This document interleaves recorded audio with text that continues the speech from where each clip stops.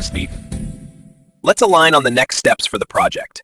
We need to prioritize the client feedback. The city never really slept, but at 3 in the morning it finally exhaled.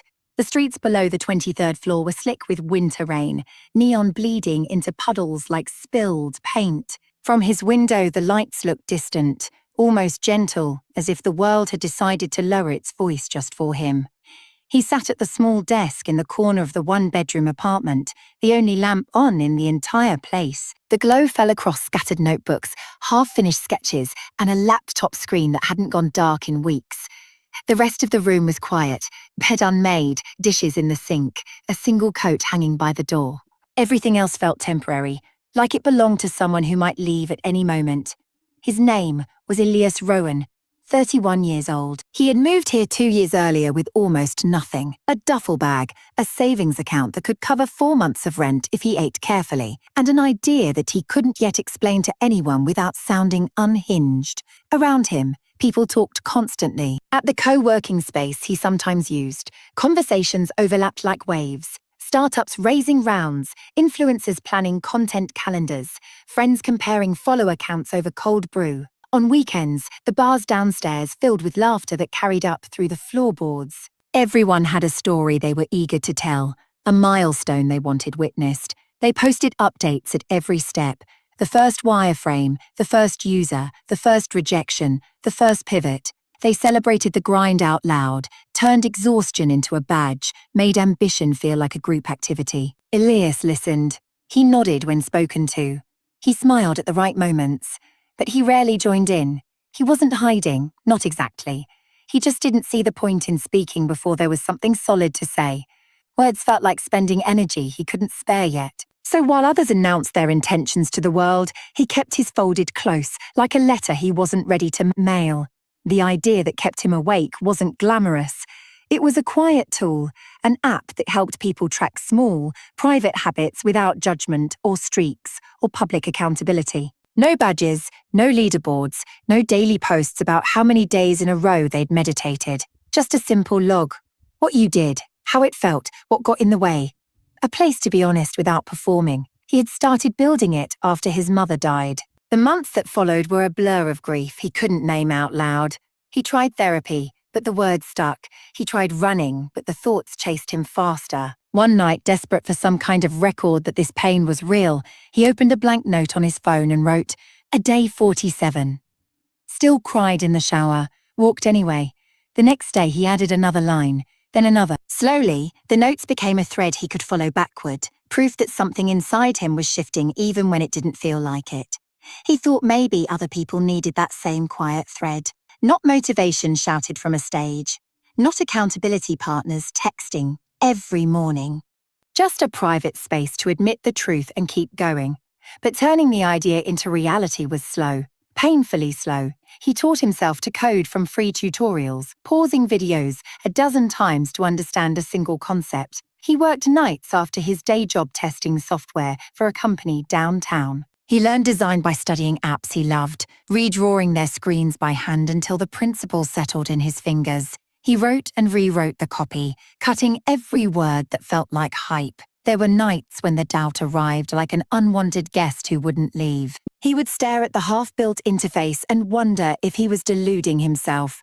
Everyone else seemed to move faster, launching MVP in weeks, getting into accelerators, posting tearful videos about their first 1,000 users. Meanwhile, his progress was measured in tiny, invisible commits to a private repository no one knew existed.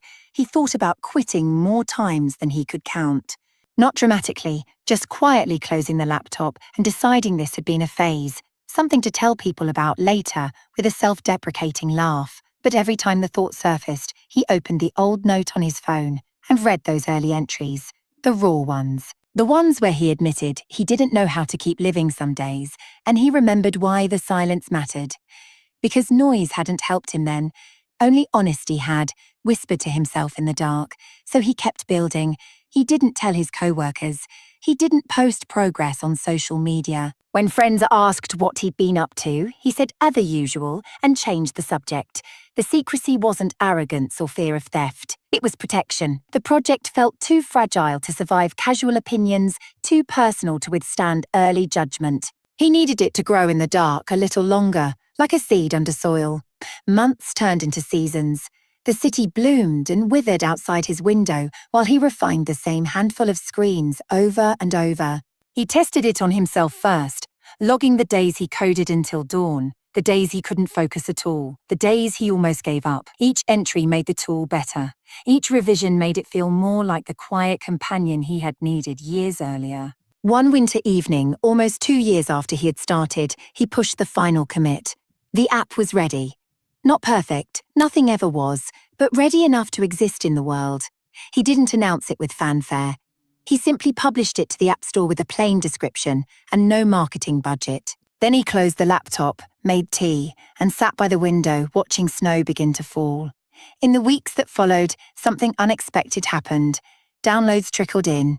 Not thousands, dozens at first, then hundreds, but the reviews were different from what he'd seen on other apps. People wrote things like, "Finally something that doesn't make me feel worse for having a bad day. I've used it for a month and no one knows. That's why it works. A thank you for not turning my life into content." He read them in silence, the same way he had built the thing. One message in particular stayed with him. A user wrote, "I've been struggling with depression for years. Every other habit app made me feel like a failure when I broke a streak. This one just lets me show up honestly. I've logged 92 days now. Some good, most messy, but I'm still here." Elias sat with that message for a long time. He didn't reply publicly. He didn't screenshot it for validation. He simply closed the phone and went back to the window. The city was loud again. Horns, voices, music spilling from bars. But up here, everything felt quieter than it had in years. He thought about all the nights he had worked while others spoke. All the moments he had chosen silence over announcement, discipline over display. He hadn't done it for applause. He had done it because the work itself demanded it, because the people who would eventually need this tool weren't the ones shouting their goals from rooftops. They were the ones moving forward one private step at a time, carrying weight no one else could see. And in the end, that's who found it. The app never went viral in the loud, flashy way. It grew slowly, steadily, passed along in quiet conversations, recommended in support groups, discovered by people searching for something that wouldn't demand performance in exchange for help. Elias kept his day job a while longer. He kept the small apartment, he kept listening more than he spoke, but something inside him had settled. The idea that once lived only in his head, now lived in thousands of private logs, holding space for truths people couldn't yet say out loud. Some nights, when the city quieted again, he would open his own log in the app. The entries were shorter now, calmer, but they were still there. Day 1127, still building, still quiet, still moving, and outside snow kept falling, soft and steady, covering everything without announcement. Just like strength when it's real.